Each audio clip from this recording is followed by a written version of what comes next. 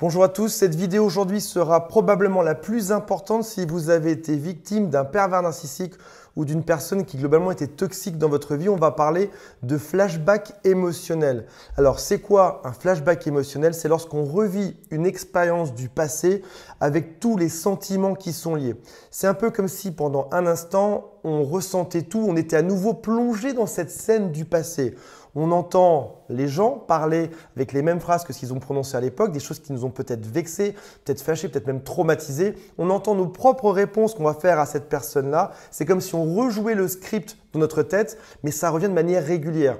Toutes les semaines, on rejoue la même discussion. Et parfois, on le modifie un petit peu. On change ce qu'on aurait dû dire, ce qu'on aurait dû répondre, ce qu'on aurait dû faire à ce moment-là. Et ça revient, ça revient, ça revient. Parfois, on a même les odeurs qui nous reviennent de situation, les émotions, les peurs. On a vraiment tous nos sens qui sont mobilisés et qui, pendant l'espace d'un instant, reviennent. Parfois, on peut être par exemple en train de conduire sa voiture et tout nous revient comme si on était dedans. Et au bout de quelques secondes, ça s'efface. Ou le matin au réveil, ou quand on s'endort, ou quand on a un petit coup de mou. On va voir aujourd'hui comment faire pour changer tout ceci, pour arrêter ces flashbacks, parce que ça peut être quelque chose qui est extrêmement pénible et extrêmement dur à vivre si vous l'avez aujourd'hui.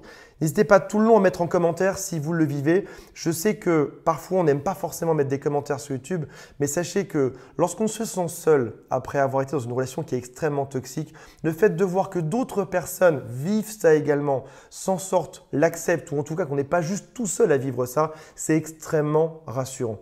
Si vous ne faites pas pour moi, faites-le pour les autres.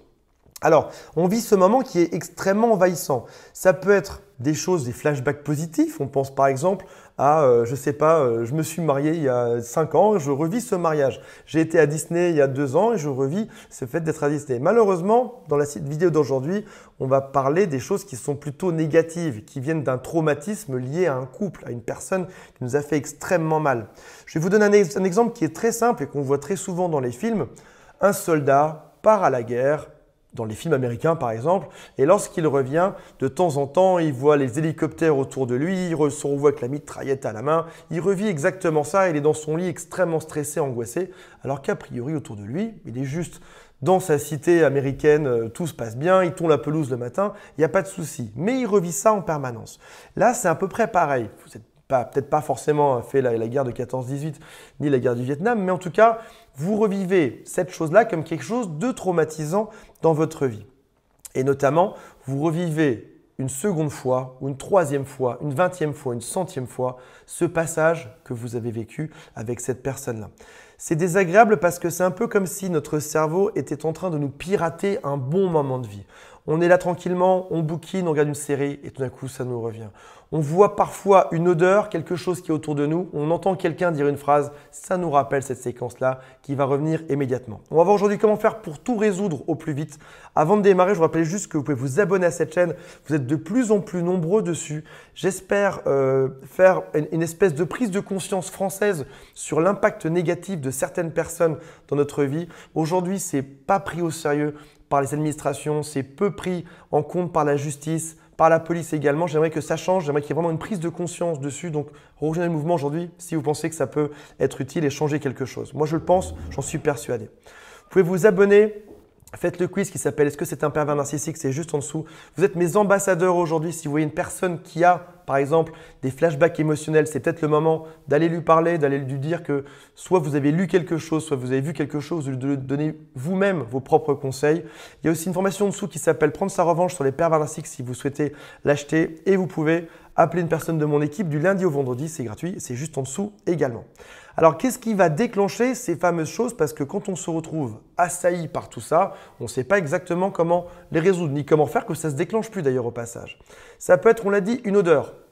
Votre ex cuisinait très bien le poulet au curry, tout d'un coup vous avez cette odeur qui vous revient et à chaque fois que vous voyez du poulet au curry, ça revient dans votre tête et vous revivez ce moment-là. Ça peut être une forme, un moment de la journée, ça peut être un lieu. Vous aviez l'habitude d'aller souvent dans ce café, dans ce restaurant, dans ce bar, ça va vous revenir. Ou même dans un chemin, dans la montagne, c'était le chemin que vous preniez à deux, ça vous revient. Ça peut être parfois même rien du tout. C'est basé sur rien. Vous vous réveillez le matin et ça vous arrive, ça vous tombe dessus sans que vous ayez rien demandé à personne. On parle de quelque chose qui s'appelle le stress post-traumatique.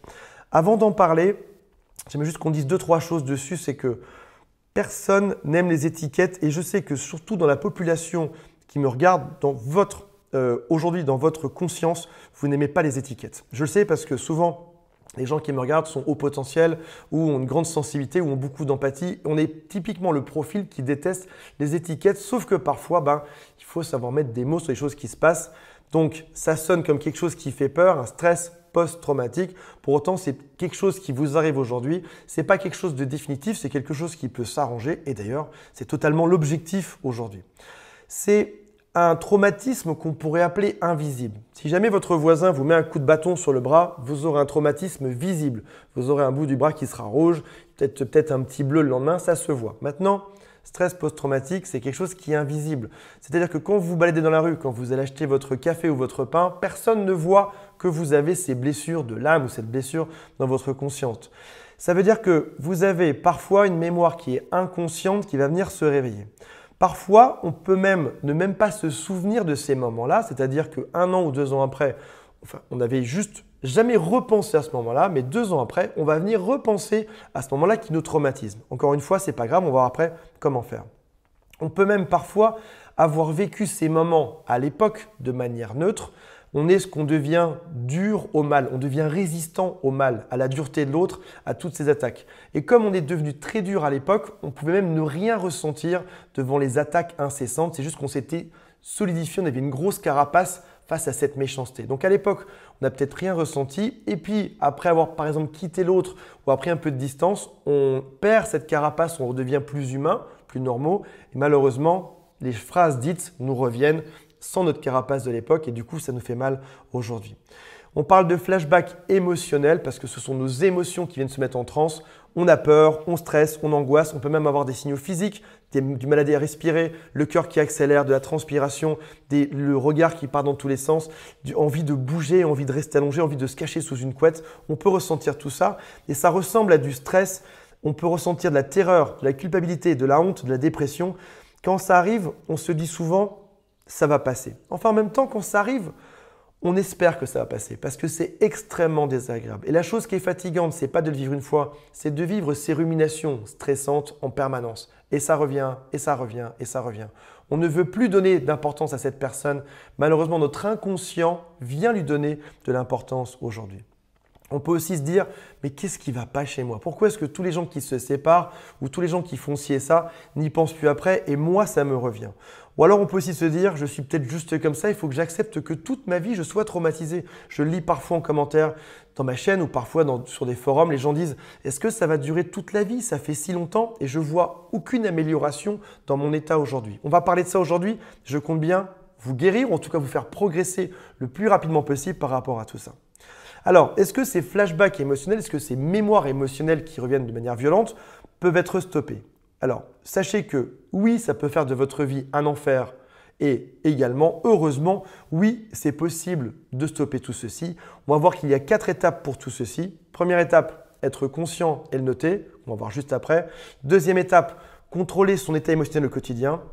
Troisième étape, augmenter sa propre compréhension de l'événement. Et quatrième étape, on va utiliser ce qui s'appelle des interruptions pour venir tacler ou mettre un coup de poing à ces événements désagréables. Ils viennent nous mettre un coup de poing, on va se venger, on va faire exactement pareil. Toute première étape, c'est celle que vous allez probablement le moins faire et pour autant, c'est celle qui, moi, m'a permise d'avancer le plus efficacement dedans. Je sais qu'à chaque fois que je le dis, les gens me disent « oui, oui, je vais le faire ». Au final, peu de gens le font. Prenez votre téléphone, ouvrez une note dessus, prenez un stylo, prenez une feuille, un papier et notez l'occurrence de ces flashbacks émotionnels. Est-ce que ça vous arrive 10 fois par jour, 20 fois par jour? Quels sont les moments dont vous vous rappelez à chaque fois? Est-ce que c'est toujours le même? Est-ce que ce sont des événements qui sont différents? À quelle heure ça survient? Est-ce que vous y pensez chaque seconde, chaque minute, chaque 10 minutes, chaque heure, chaque 2 heures, chaque 3 heures? Comment ça se passe? Moi, j'ai tenu un carnet de bord jour par jour avec le nombre d'occurrences de moments où ça arrive et j'ai même noté parfois les dialogues. Je pense au dialogue où j'ai dit ça, l'autre a répondu ça. Et tu peux même donner un surnom à ce script. Un peu comme sur Netflix, comme si tu donnais un nom à une série ou à un film. Là, tu peux donner un nom à cet épisode dans ta tête. Tiens, il est en train de se rejouer l'épisode de la casserole, l'épisode de l'enfant dans la rue, l'épisode de on va se marier. Me donne un nom à tout ça. Comme ça, tu pourras les noter et les reconnaître juste après. Tu peux même te dire, je suis en train d'avoir un flashback. Oui, je suis conscient de ceci. J'ai peur, mais je reconnais que je ne suis pas en danger. J'ai toujours de l'air pour respirer, j'ai toujours un toit pour m'être hébergé, j'ai toujours de quoi manger pour le prochain repas. Je ne suis pas en danger et je reconnais que j'ai un flashback. Le pire, ce serait de les bloquer ou d'être dans le déni de tout ça. Non, on reconnaît qu'on en a. Déjà, on a bien avancé et on les note. La raison pour laquelle je vous demande de les noter, c'est qu'en fait, on a du mal à se voir progresser. L'être humain a du mal à avoir conscience de lui-même. Par exemple, 90% de la journée, vous n'êtes ni heureux ni malheureux. On n'est juste rien. On a un état émotionnel qui est stable, neutre. On sera heureux quand un meilleur ami va nous appeler. On sera malheureux si par exemple on se coince les doigts dans une porte ou si on tape par terre sur quelque chose. Quand quelque chose vient surgir, on se ressent exister. Là, vous ne vous verrez pas progresser si vous ne notez pas les occurrences.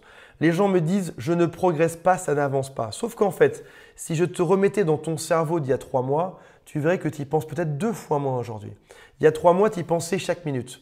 Là, tu y penses que toutes les 2-3 minutes. Ça veut dire que tu y penses 2 fois moins.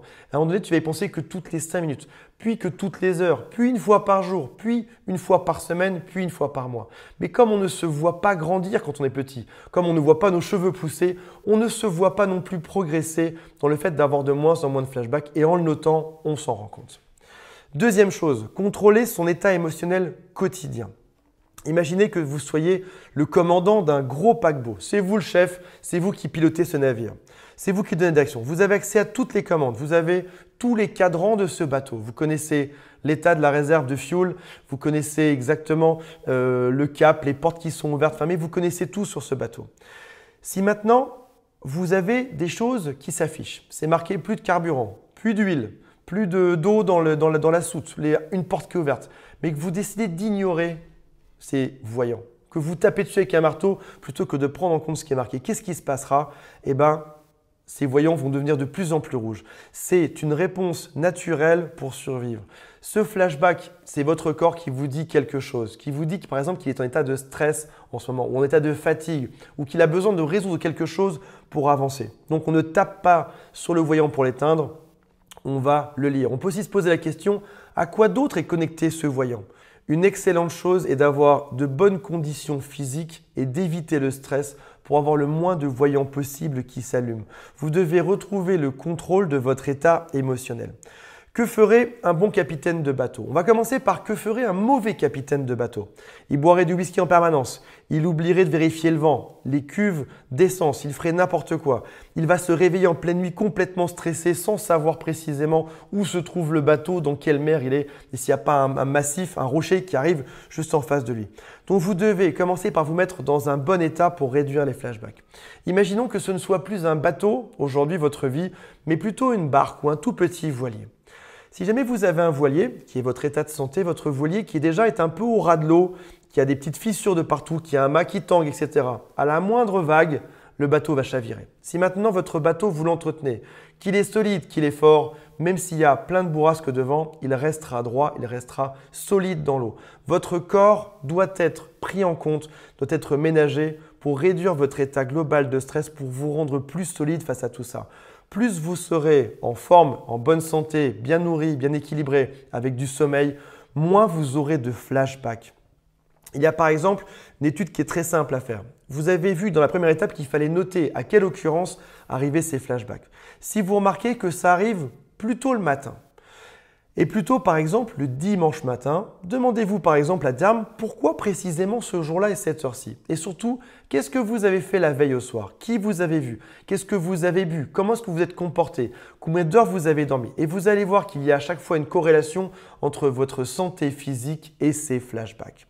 Donc faites une liste avec les occurrences de vos flashbacks et aussi de tout ce que vous avez fait la veille parce qu'au bout d'un moment, ça va vous apparaître clairement sur cette feuille. N'hésitez pas à faire une checklist au quotidien. Ce n'est pas très sexy, personne ne fait une checklist, mais en vrai, ça fonctionne. Mettez-vous au régime, buvez moins d'eau, mangez moins gras, moins sucré, moins salé. Dormez au moins 6 à 8 heures par nuit. Si jamais vous n'y arrivez pas, réduisez le nombre de temps d'écran dans votre lit. Regardez moins votre téléphone, regardez moins votre tablette, votre télé avant de dormir pour apaiser le sommeil. Lisez un livre juste avant de dormir. Peu de gens lisent aujourd'hui, mais figurez-vous que ça fonctionne bien, on dort mieux.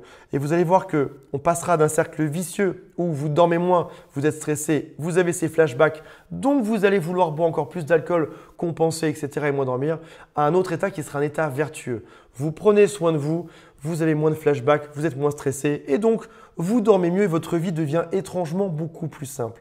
On dit souvent que les gens qui mangent beaucoup, ce sont des gens qui ont besoin de compenser un stress dans leur vie. Si vous avez bien remarqué, à chaque fois que vous êtes bien reposé, vous avez beaucoup moins faim également. Parce que tout ça, ça va ensemble.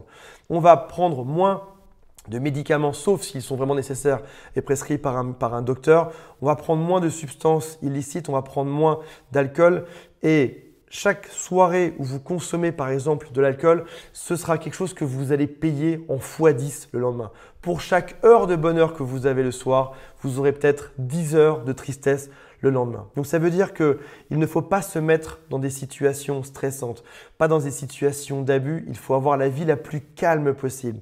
Admettons que vous soyez un fêtard, que vous me dites Antoine, voilà, moi j'ai besoin de compenser, j'ai besoin de faire la fête pour gérer tout ceci parce que j'y ai enfin le droit. Oui, vous y avez le droit, mais si jamais vous avez ces flashbacks qui viennent et qui vous pourrissent la vie, c'est peut-être le temps de se dire, ok, pendant une semaine, 2 semaines, je vais faire un effort, je vais tout réduire, je vais avoir une vie qui sera extrêmement simple et c'est ce qui fait que après, quand je serai calmé, quand tout ira mieux, dans 2-3 semaines, je pourrai recommencer à faire la fête, à sortir, à faire n'importe quoi. Soyez dans une vie tranquille. Si jamais vous avez un doute, restez chez vous et profitez de vous-même. Faites-vous par exemple le meilleur lundi soir au monde, vous ne profitez que de vous-même. Vous allez vous prendre votre meilleure côte d'agneau, votre meilleur plat chez un traiteur, cuisinez quelque chose pour vous faire plaisir, cultivez des routines où vous prenez soin de vous. Faites un peu de sport, oxygénez-vous, faites de la marche, ayez des contacts avec des gens qui soient sains au quotidien, des amis qui sont gentils, des collègues qui sont gentils. Sortez de votre vie tout ce qui est négatif et toxique. Écoutez des musiques relaxantes. Si vous êtes fan de techno qui tape très fort, c'est peut-être le moment d'écouter un peu plus de jazz, un peu plus de musique cool et de revenir après sur vos vraies musiques ou ce qui vous plaît. Mais n'utilisez surtout pas les musiques qui vous ravivent votre passé. Utilisez des musiques qui sont à connotation positive. Je sais que 9 musiques sur 10 parlent d'amour ou parlent de relations amoureuses ou parlent de problèmes. Évitez-les temporairement, passez sur juste autre chose. Troisième étape, augmentez votre propre compréhension de l'événement. Demandez-vous à terme, qu'est-ce qui est en train de se rejouer? Quelle est cette signification? Est-ce que je m'en veux à moi? Est-ce que j'en veux à l'autre? Ou est-ce que j'en veux à tous les deux? Comment est-ce que ça aurait pu se passer de manière différente? Est-ce que j'avais une chance de pouvoir m'en sortir différemment? Ou est-ce que finalement je n'avais aucune chance de m'en sortir? Parce que par exemple, mon ex a fait pareil avec tous ses ex-copains ou tous ses ex-copines. Donc si ça se trouve, quoi que j'ai dit, quoi que j'ai fait, il n'y avait aucune chance pour que ça se passe différemment. Quatrième chose, utilisez des interruptions pour sortir et pour venir tacler tous ces moments désagréables. Repensez parfois à être rêveur, à vous balader, à reprendre du contact avec la nature. Demandez doucement à votre corps de se relaxer. On a souvent tendance à avoir les épaules vers le haut, d'être tout stressé, tout tendu, d'avoir tous les muscles du visage qui sont stressés. C'est le moment de réfléchir à chacun des muscles que vous avez autour des yeux et à tous les relâcher. Vous faites des petits mouvements comme ceci et vous venez relâcher l'intégralité de votre visage, des muscles de vos épaules, de votre ventre, de votre dos, de vos jambes. Respirez lentement et profondément. On l'a déjà vu dans d'autres vidéos.